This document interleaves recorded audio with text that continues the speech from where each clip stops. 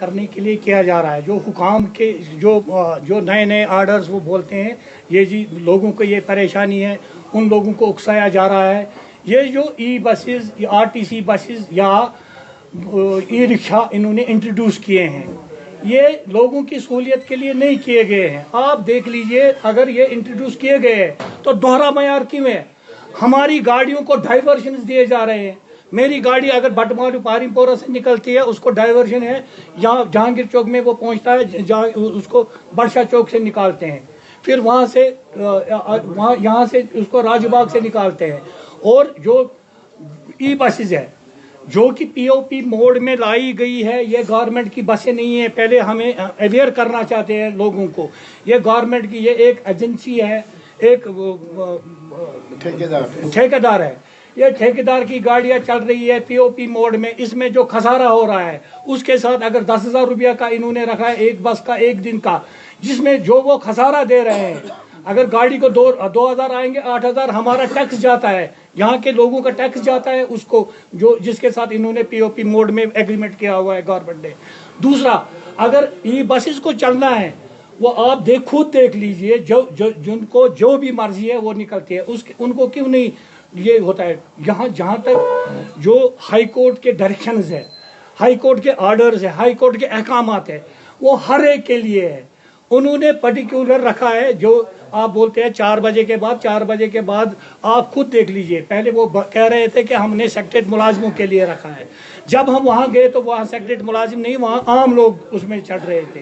وہ سواریاں وہ سیکٹریٹ کے پیسنجر نہیں تھے, سیکٹریٹ کے ملازم نہیں تھے, عام پیسنجر. آپ بھی چڑھو اس گاڑی میں, آپ دیکھو کہ وہ آپ کو بولیں گے نہیں یہ سیکٹریٹ ملازموں کے لیے. وہ یہ سارے جو یہ گورنمنٹ کے جو آفیسر بیٹھے ہیں کرسیوں پہ, ابھی آپ دیکھ لیجئے احکامات ہے کہ جب کورٹ ڈائریکشن ہوئی ہمارے اڈے شفٹ کیے گئے, ہمیں لال چوک سے نکالا گیا, پہلے بٹمالو میں پہنچایا گیا, بٹمالو میں کچھ عرصے کے بعد ہمیں پاریم پورہ میں ایک کھڈے میں ڈالا گیا ہماری گاڑیوں کو, جہاں پہ پانی اتنا آتا تھا, جب بارش ہوتی تھی معمولی بارش ہوتی تھی اتنا پانی آتا تھا.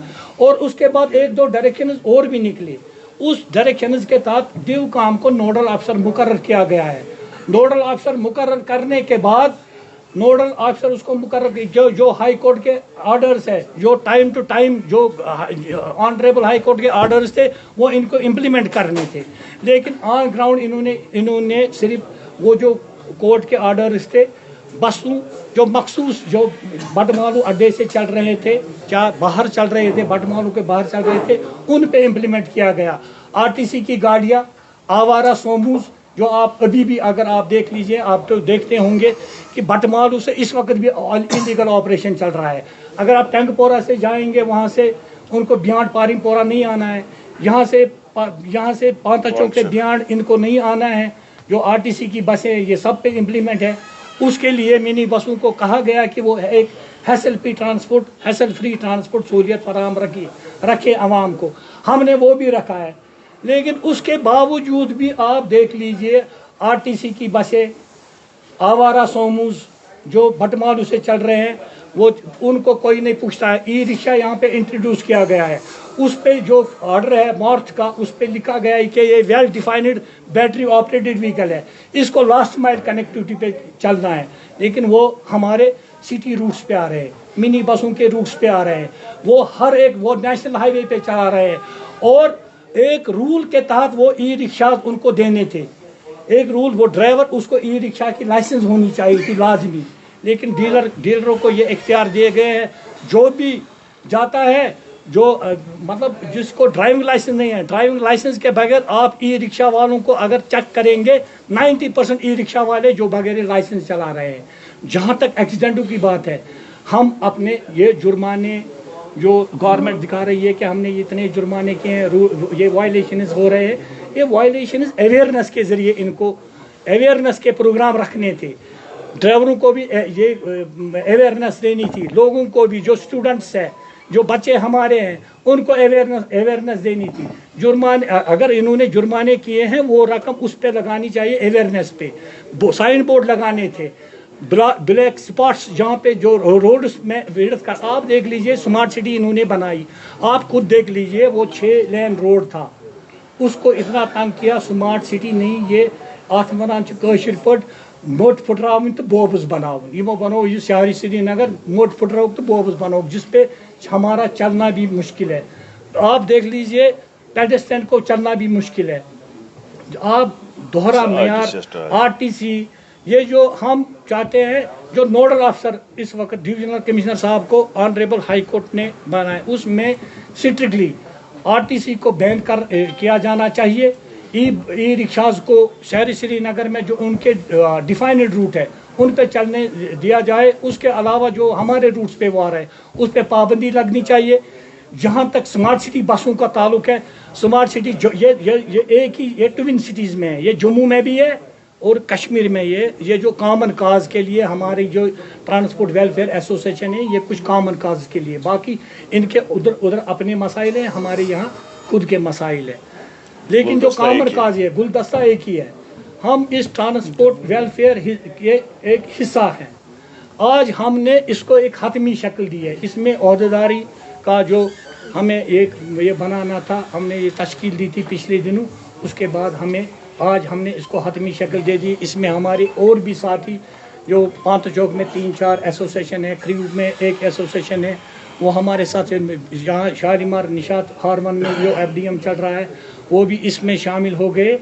ہم ان کو ویلکم کرتے ہیں. اور بھی اگر ہمارے اس گروپ میں ٹرانسپورٹروں کے کاز کے لیے ٹرانسپورٹروں کے مسائل حل کرانے کے لیے آئیں گے ہم ان کا ویلکم کریں گے ہمیشہ.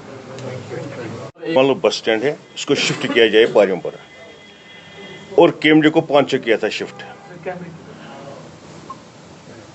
مگر بدقسمتی کی بات ہے جب ساری ٹریفک کو شفٹ پاریوں پر کیا یا 5 پہ تو آنریبل ہائی کورٹ کی ڈائریکشن سب کے لیے ایک ہے.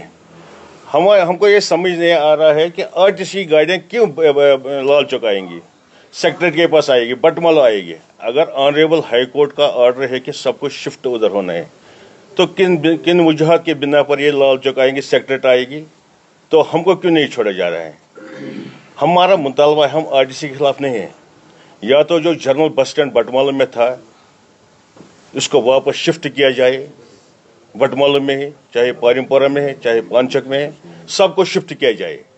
اگر ایسا نہیں ہو سکتا ان کے پاس تو آج ایک ڈائریکشن آ گئی تھی میں نے پیپر میں آج پڑھا کہ MD RTC بول رہا ہے کہ ہم کو ایک دن میں 4 لاکھ روپے خسارہ ہو رہا ہے.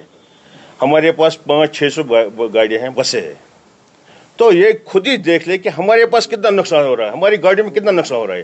ہمارے پاس اس وقت نئی گاڑیاں ہیں 2024 ماڈل گاڑیاں ہیں جو ہر جگہ پہنچتی ہیں. تو میرا مطلب یہی ہے کہ اگر آنریبل ہائی کورٹ کی ڈائریکشن ہے ہم اس کی برابر یہ دیکھ رہے ہیں اس کا آرڈر دیکھ رہے ہیں تو RTC کیوں نہیں دیکھ رہی. اگر جو پاریم پورہ بس اسٹینڈ اس وقت ہے اگر یہ سارا شفٹ واپس ہو جائے سارا جو مین اسٹیک ہولڈر اس میں ہے اگر ان کو واپس لایا جائے تو ہم اس کے خلاف نہیں ہیں. ہم RTC کے خلاف بھی نہیں ہیں مگر وائلیشن آف ہائی کورٹ ہو رہی ہے. یہ آنریبل ہائی کورٹ کا جو آرڈر ہے خالی پرائیویٹ بسوں کے لیے نہیں ہے یا پرائیویٹ ٹرانسپورٹر کے لیے نہیں ہے. یہ جو SSB ٹریفک یا جو ٹریفک عملہ ہے یا RTO صاحب ہے یا جو باقی عملہ ہے اس پہ کام کر رہے امپلیمنٹ کر رہے ان کا آرڈر ہائی کورٹ کا آرڈر وہ امپلیمنٹ کر رہے ہیں اس وقت. آج یہ امپلیمنٹ ہو رہا ہے اور ہم اس کی طرف سے آج ہم ان کا شکریہ ادا کرتے ہیں. اگر ہم پبلک کو کوئی پریشانی ہے اسکول اسٹوڈنٹس کو کوئی پریشانی ہے تو ہم کو بھی واپس بٹمالو چھوڑ دیا جائے.